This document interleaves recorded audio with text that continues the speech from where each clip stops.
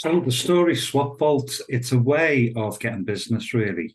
And there's two ways to do it. You can either withdraw the story of another member and share it with somebody like the person featured in the story and ask them whether you want to put them in touch. Or you can do a conditional withdrawal. So you can say, I will withdraw their story if they withdraw mine. So let's show you how it works. So you've got two people, Angela Mercer on the left and Will Sampson on the right. They are attending one of our new storytelling sessions. So what you're doing is you're listening to the stories of the other people and making notes. So as each person tells their story, you can make a note of anyone that you know like that you're prepared to share the story with. So the first person, Athol, she talks about how she helped an estate agent.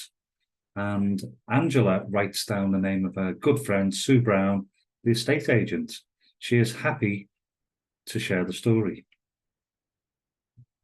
Angela doesn't write the next one down because she can't think of anyone.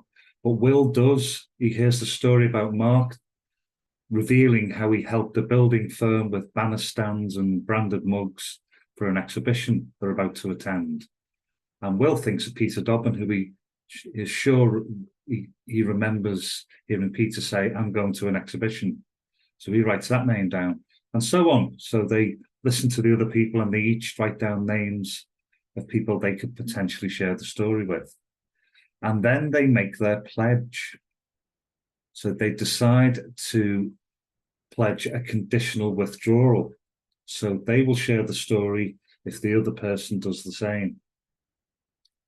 So what you do when you're making a pledge, firstly, it's anonymous, unless you choose to override that. So you can do that by saying, I'm sharing the story now, in which case we will alert the other member that you've been such a kind-hearted soul and done that without condition. And if you think about it, that's a great way of building trust, because the person who knows you've shared the story is maybe a little bit more inclined to think about sharing your stories and getting referrals. So this is how it works. So Angela had Sue Brown down, so she puts a pledge in. Conditionally, she also puts a pledge to reveal Will's story to Dave Smith, and finally one to Ray Dolben for Julie Trafford. Will, on the other hand, he agrees to share Mark Summers' story to Peter Dobbin, and Rosie's to Claire Potter, and finally Angela's story to Harry Biscuit. Now, can you see what's happened there? We now have a swap. Angela's agreed to share Will's story and vice versa. So each person gets a message telling them the other person has agreed to share their story. Therefore, here's the name of the person you said you would share your story with, and here is the text of that story. And that's basically the fundamentals of it, except Will Sampson chooses to share the story now. In which case, because he knows that Peter Dobbin's going to an exhibition in a couple of weeks' time, and he knows Mark needs time to maybe win the business, so he's better introducing them now. And that's pretty much it. So what I will do, I will show you the swap vault. So if you're agreeing to share a story now, you'll be taken to the swap vault. And this is really easy. All you need to do is filter by the member's name. So Angela Mercer, for example, and apply.